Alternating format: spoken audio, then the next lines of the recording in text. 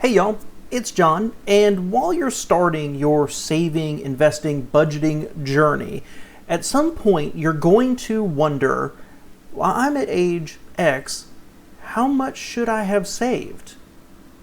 It's a great question, and there's a lot of information online. You can find a lot of articles, a lot of videos about it that basically give multiples of your salary, okay? One such example says that at age 67, you should have 8 times your salary, your final salary. And I kind of reject those. I find those numbers to be disturbingly low. So today, I've played around with it. I have a bunch of notes here in front of me, and I've been playing around with these numbers. And I'm going to show you exactly where you need to be at each decade of your life. And because you're going to get scared at the numbers I'm going to talk about, I'm going to show you exactly how to get there. So the first thing is, when you're just starting out, you are going to be needing to set the good habits, right, for the rest of your life. If you haven't read any of Dave Ramsey's stuff, I strongly suggest you do. It feels very out of touch with the modern world of I need the newest phone and the newest iPad, and I need a new car, and I need to take these fabulous vacations, and but it's about financial confidence. It's about making smart decisions with your money that are in alignment with your goals. I hate the term disposable income because we are trading our life, the hours of our lives, for an income. That's not disposable. And there's $1 million that passes through your hands in your lifetime. And the question is, how much do you keep and put to work for you? So all of these numbers are based basically on a 10% savings and investment rate. Very, very doable, but you do have to have a little bit of discipline to do it. So the first thing I'm going to say is there's 2 concepts you have to be familiar of for us to get started. The first thing is what's called the 80% rule, which is a very generic way of looking at it, is that at retirement, your investments, you should be able to pull out about 80% of your final salary. Talk to a financial advisor. This channel is for entertainment purposes only. I have to say that. I'm not a financial advisor. And they can make it really, really complicated. How much do you want to travel? What do you think your healthcare expenses are going to be? Do you own your home or not? But basically, if you just put 80% on it, at least it gives you a starting point. And so I'm going to use $50,000 for this. That is right near the average of what a worker in America makes. So start with $50,000. So if you have $50,000 annual salary at retirement, if you're taking 80% of that, you should be able to take out $40,000 a year. The second thing to know is what's called the 4% rule. And that rule says that if you have a pile of money over here in investments, you should be able to take out 4% a year and live off of that almost indefinitely. That 4%, I've actually done a video about it. It's a little conservative, actually. You can do a little bit more, but the market goes up, the market goes down, inflation goes up, inflation goes down, and that 4% pretty much allows you to ride out the lower parts over a long term. If you need $40,000 at retirement, how much do you need to have in your retirement funds, in your investments? Based on 4%, you need $1 million. That'll throw off $40,000 a year, okay? Now that may be an inconceivable number for you at this point, but I'm going to show you exactly how you can get there. I've done a lot of videos about my investment strategy, the 3 buckets I'm going to put it in, and I've made a commitment to you on this channel that as it grows, as I get monetized, I'm going to start taking that money and I'm going to be putting it into investments. I'm going to follow my own advice and vlog essentially here exactly how that money is going to grow and how I allocate it. So please subscribe to the channel. Please hit that like button for me. Help me boost up into the rankings. Help me get more notice and get this information out to people who need it. So that chart showed that at age 30, you need 1 time your income. At age 40, you need 3 times your income. At age 50, you need 5 times your income, for example. And like I said, I find those numbers to be too small because at age 70, you need 9 times your income. Well, at 50,000 times 9 is only $450,000. That's not enough based on the 4% rule to take out. So how can you get to that $1 million? Well, again, I'm going to walk you through this. It's going to get a little numbery, I admit, but you can actually go play with retirement calculators and see exactly what I'm talking about every step of the way. All right, so you're age 20.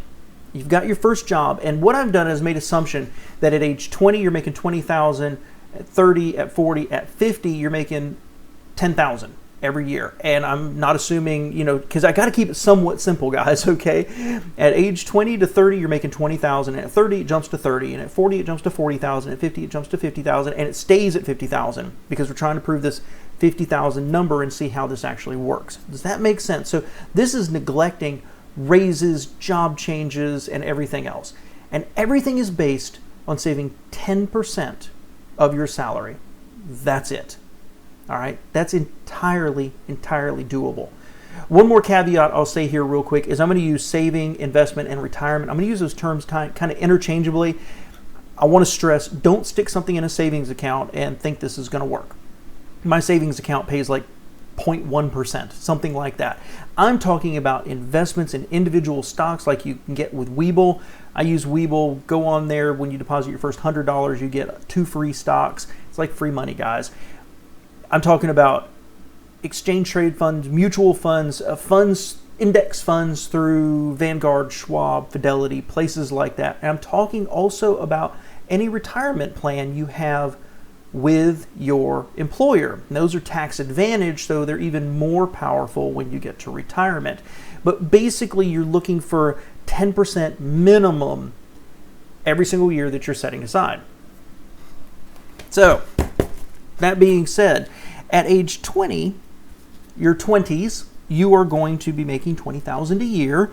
10% of that is going to be $166 a month that you're putting into those investments. And at the end of 10 years, assuming an 8% growth, okay, and for the stock market, it's going to vary 7 to 11%. 8% I feel is relatively conservative over the long term.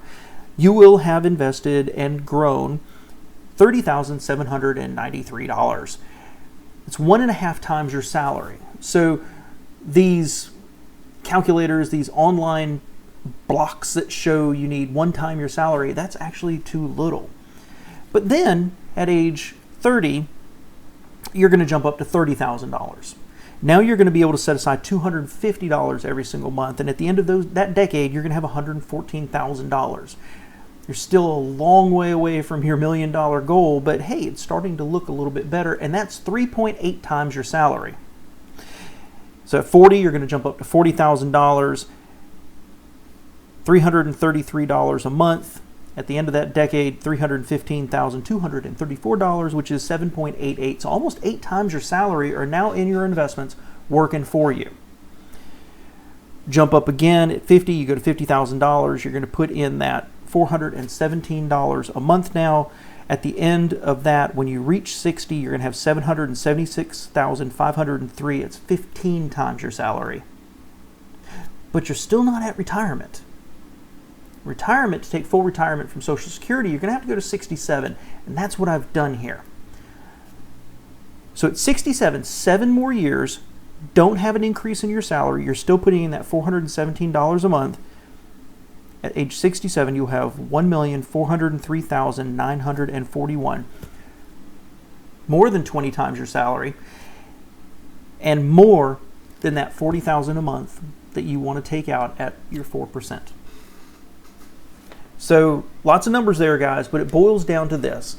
Starting in your 20s, a nice consistent habit of saving 10% of your income, whether it's you physically putting it over there into an investment, whether it's your 401k that your employer is matching, whatever it is, 10 to 15%, leave the money alone and let it grow. Do that consistently over your life.